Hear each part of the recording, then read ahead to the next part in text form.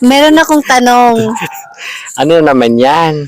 Alam mo paano kantahin yung Bahay Kubo? Siyempre.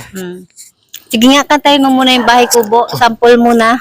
Bahay kubo, kahit Lumawatan, oh. munti, ang halaman doon ay sari-sari, sibuyas, Mali. kamati, Doon palang mali na singkamas pa nga. singkamas at talong, sigarilyas at mani, sitaw, bataw, patani, Tapusin mo. undol, patula, upot, kalabasa, at saka mayroon pa. Labanos, mustasa, sibuyas, kamatis, bawang at luya. Sa paligid-ligid ay puno ng linga. Okay, meron akong tanong. Ang tanong ko, sa kantang Bahay Kubo, anong prutas na pwedeng higaan? Prutas na kasama sa bahay kubo na pwedeng higaan. May ganun ba?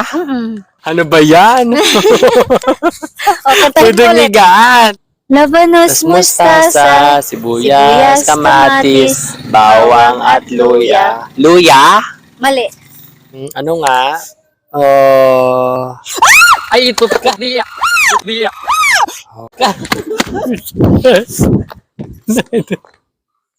Ang lagi na kapalamit na sa guys, wait lang. Dito tayo. Paalam naman tayo eh. Okay. Okay, nag-iba muna kami ng pwesto ha. O, bakit mo nasabing luya? Luya nga kasi nga, di ba sabi ko, luya Pang luya, naluya ka, manghina ka, di higa ka, di... Sa Ilonggo, luya, ng luya. Oo, di higa, di Pero kung luya. usapan natin dito, Tagalog. Tama. Higaan ng usapan. Undol? Ay, kondol? Saan yung pwedeng higaan dyan sa undol? Undol, patula, upot, kala. Opo! Oh, upo. Kasi pwede siyang upuan. Di pwede siyang higaan. Upo ka. Oh, yung upuan lang talaga yun. Ang halaman doon ay sari-sari. Sikamas at talong. Talong? O, bakit mo nasabi? Kasi malambot yung talong eh. O, ano mo, iba naman yung ibig mong sabihin na klaseng talong eh.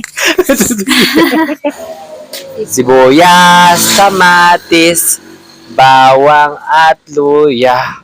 Bawang? Mali. Mali. Ano bang gagawin ko? Hindi ko talaga to masagot. Ano kaya ang... Gaano? Pero nasa gulay siya. Prutas siya. Sabi nila prutas daw, kasama siya. Belong Prutas daw. wala namang prutas Bilong sa daw siya.